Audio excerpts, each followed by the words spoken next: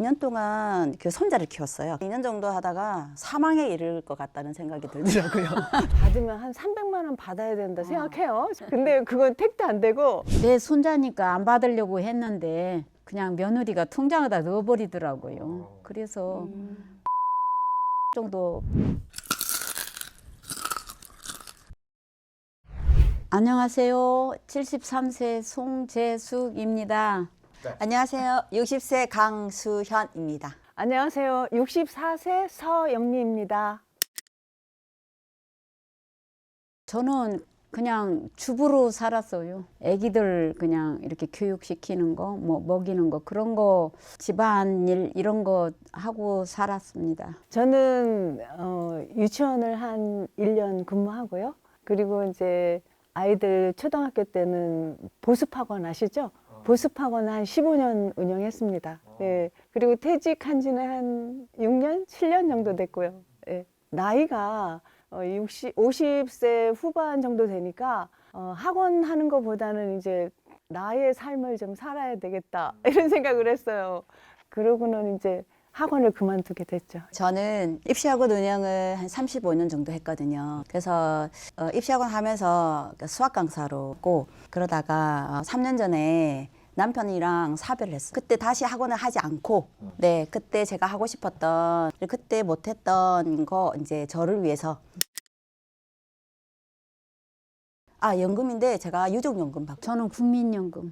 예, 저도 유족연금이지요. 저는 연금을 1년 연계했어요. 남편도 이제 그 연금을 받고 있기 때문에 그러니까 한 1년 정도는 미뤄도 되겠다 하고 미뤘습니다.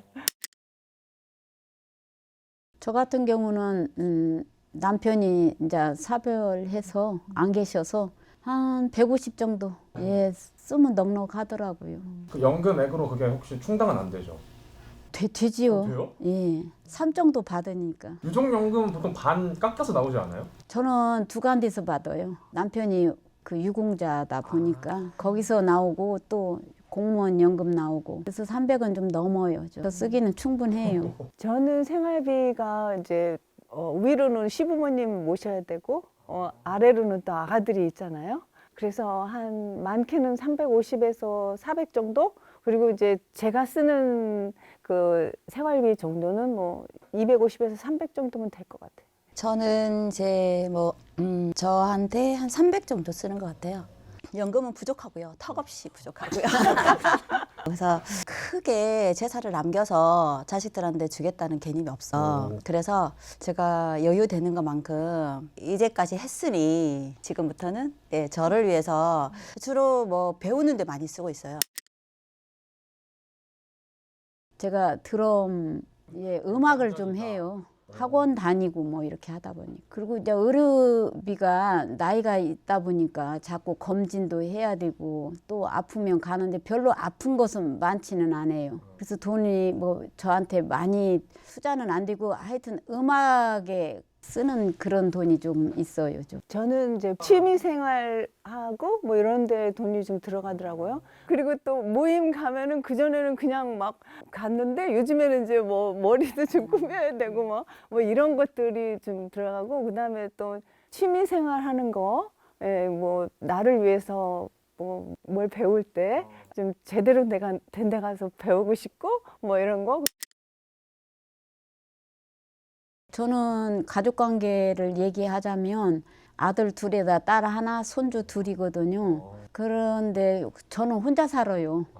다 이제 이렇게 분가해서 살기 때문에. 그래서 제가 뭐 이렇게 돈이 많이 들어갈 일은 없고 저한테 쓰는 것만 쓰고 있습니다. 저는 아들 하나, 딸 하나, 사위, 며느리, 또 손주, 손녀 셋, 6학년, 4학년, 지금 1살.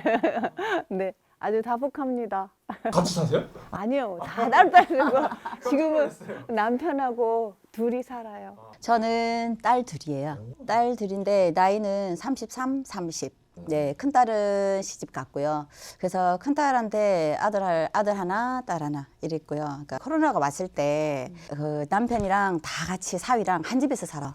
한 집에서 그러니까 붙은 집에 두 채를 해서 이제 아기가 그때 태어났고 그래서 손자는 거의 육아를 해줬어요. 만 2년 정도. 네, 같이 살면서 완전히 해줬었고 지금 현재로는 이제 남편이 이제 없으니까 작은 딸이랑 저랑 분가를 하고 이제 자기들끼리 큰 딸 식구들끼리 살고 예, 작은 딸이랑 저랑 살고 있어요. 작은 딸은 아직 미혼이에요. 딸은 결혼했고 그리고 이제 막내 아들이 결혼을 해서 손주 봤어요. 3살에서 9살까지 봤어요. 6년. 그리고 바로 연년생이 있어가지고 또 그 아기가 또 이제 2살부터 어린이집을 이제 제가 차로 태워다가 이제 케어를 했지요. 이제. 저는 이제 분가하기 전에 꼭 저희 집에서 같이 살았어요. 딸도 그렇고 아들도 그렇고 그렇거든요. 그런데 그때 이제 자연스럽게 육아를 하게 되잖아요. 근데 이제 전적으로 육아한 건 아니고 이게 그냥 돌봐주는 거죠. 저는 서브로 그렇게 했는데 일주일에 이틀은 한 5시간씩 이렇게 했고요. 이제 전적으로 독박 육아는 안 했습니다. 저는 이제 코로나 때 같이 살다 보니까 저도 이게 전적인 육아인지 뭐 아닌지는 저도 헷갈리는데 예, 근데 뭐 아침에 일어나면 딸보다 제가 먼저 일어나잖아요. 그러니까 당연히 애기 유식 제 차례고 딸이 유식 못 만들잖아요. 아침 6시부터 4시, 오후 4시까지 해야 먹을 것과 육아가 가능했었어요. 식구들이 한 7, 8명 같이 살았는데 그러니까 할 수 있는 사람이 하게 되더라고요. 그리고 4시부터는 이제 온라인 수업 이렇게 밤 12시까지 들어가고 그래서 2년 동안 그 손자를 키웠어요. 큰 손자, 딸, 손자, 딸, 큰 딸만의 아기가 있으니까 그 하면서 2년 정도 하다가 사망에 이를 것 같다는 생각이 들더라고요. 너무 힘들어가지고. 그런데 그걸 계속 하다 보니까 식구들을 몰라요. 내가 워낙 일을 많이 하던 사람이니까 또 학원 하는 거 하고 집에서 살림살고 애기 키우는 거나 저는 안 해본 일이라서 정말 사망할 것 같았거든요. 근데 애들은 내가 일하다가 논다고 생각하는 거예요. 집에서 노니까 이제 이게 밥하는 이게 엄마니까 당연하다고 생각을 하는 거예요. 그래서 말은 못하고 제가 죽을 뻔했어요.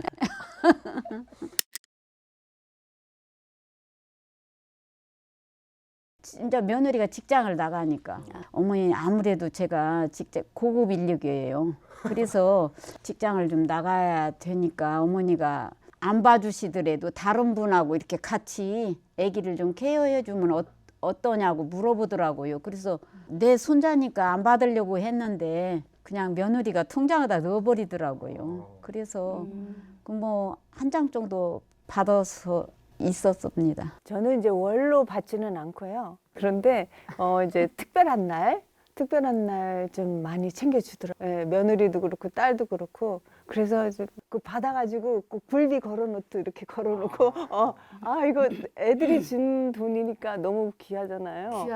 귀하죠. 그러니까 얘가 어떻게 해서 돈 버는 건데 하고 이거를 또 이렇게 굴비 모드도 이렇게 그렇게 해다가 이제 나중에 큰 돈 들어갈 때 주고. 다 손주들한테 가요, 그 돈 다. 그죠. 받아봤자 그냥 애기들 좋아하는 거 사주고 뭐 먹을 거 사주고 옷 사주고 그렇게 하다 보면 저도 남는 건 뭐 별로 월로 받은 거는 아니고요. 그리고 받는다는 개념 자체를 저는 그런 개념이 아니라 같이 살았으니까. 그리고 독박이 아닌데 제가 많이 했다는 부분이고. 그리고 이제 말씀하신 것처럼 뭐 아직 나이가 어리잖아요. 그러니까 걔들보다는 제가 경제력이 좋고.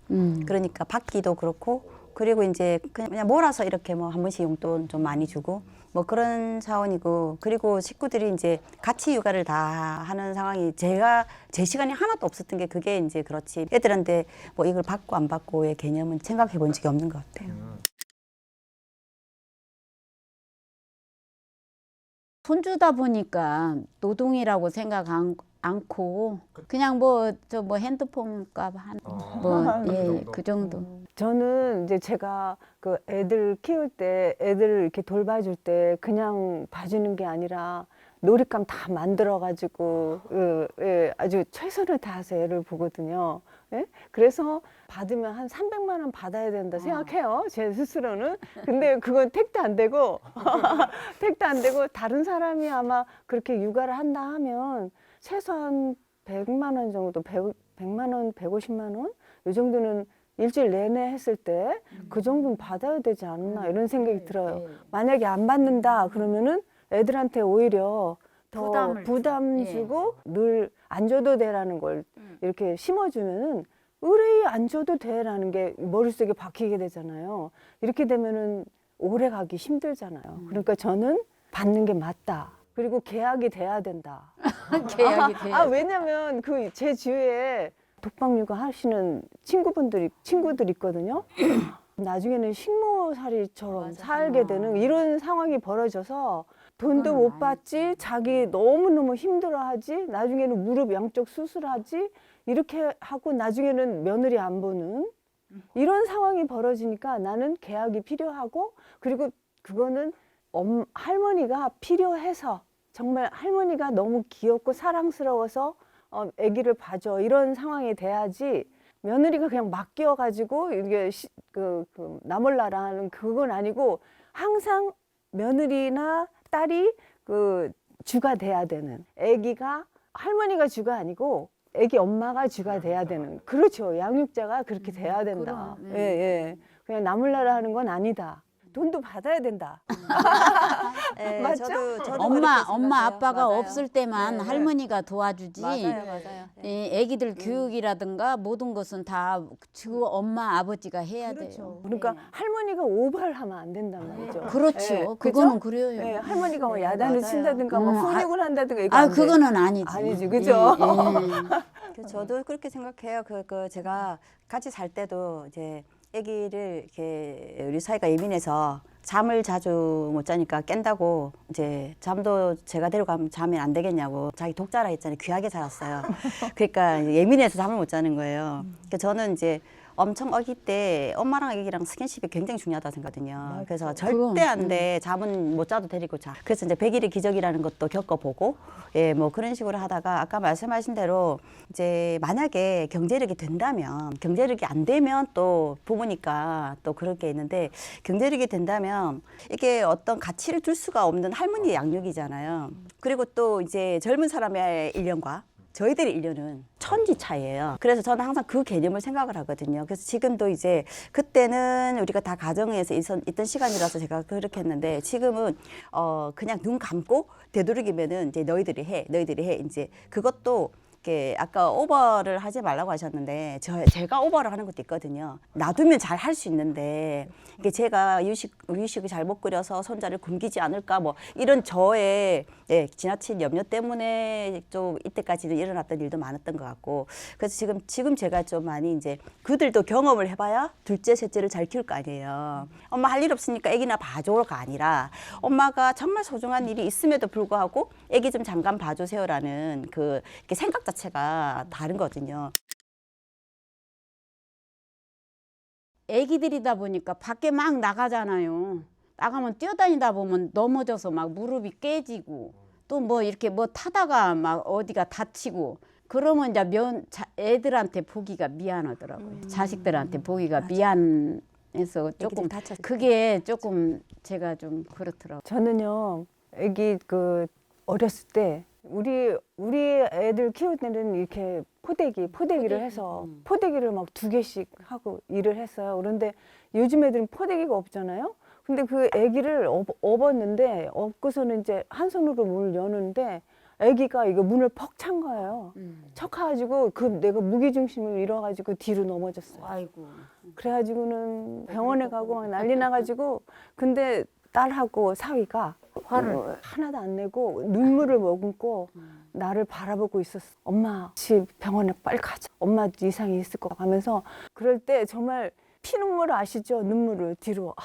내가 왜 그거를 띠를 안 하고 그랬을까라는 게 너무 후회돼서 지금도 그 트라우마가 있어가지고, 애기 보면은 꼭 내가 꾹꾹 매고, 얘들아 계단 내려갈 때 조심해야 되고 막 이렇게 얘기해요. 근데 지금 너무 잘 크고 있고 그래서 다행이고, 어제 그 생각을 잠깐 했거든요. 잠이 안 오더라고요. 그리고 이런 아픔이 있을 때 제발 엄마, 애를 왜 이렇게 본 거야? 도대체 뭐 한 거야? 이렇게는 하지 말아야 된다. 할머니는 정말 최선을 다해서 보거든요. 예. 누가 아프라고 했어요? 뭐 누가 다치라고 했겠어요? 할머니가? 근데 그런 거는 자식들이 알아줘야 된다. 저도 이제 다치는 게 제일 걱정이 됐어요. 어느 날 킨자가 넘어져서 엄청 이렇게 막 다쳤어요. 그래서 손주 볼 때 이제 다칠까 아플까 이제 그게 제일 이제 걱정됐었고. 그러니까 저는 아기를 좋아해서 옛날부터 엄청 업었어요. 포대기로. 그러니까 저는 이제 포대기가 없으니까 제가 막 사가지고 엄청 초반기에는 업었거든요. 그러니까 이제 한 2년 정도 돼가니까 막 허리 무릎이 고장이 나서 병원에 엄청 치료받으러 다니고 그래서 이제 그때부터는 아기를 안 업어요. 안 업고 그 이제 몸이 옛날 몸이 아닌데 생각만 가지고 몸으로 이렇게 보니까 이렇게 몸이 너무 많이 고장이 나더라고요. 그런 데서 이렇게 부딪힐 때 제 자신이 아 옛날 몸이 아니네 뭐 이렇게 진짜 할머니 맞네 뭐 이런 거. 아기가 네. 체중이 또 많이 나가면 허리가 아파요. 네, 엄청. 그리고 아기가 원하지 않아도 제가 좋아서 또 이제 업고 탁 업고 일하면 좋잖아요. 우리는 그래서 이제 며느리가 네. 3살까지는 다 키워가지고 이제 휴가 내가지고 아, 네. 키워서 저들이 걸어 다니고 할 때 어머니가 봐주시면 좋겠다고 이렇게 해서 이제 그렇게 했는데 저는 편하게 조금 키웠어요.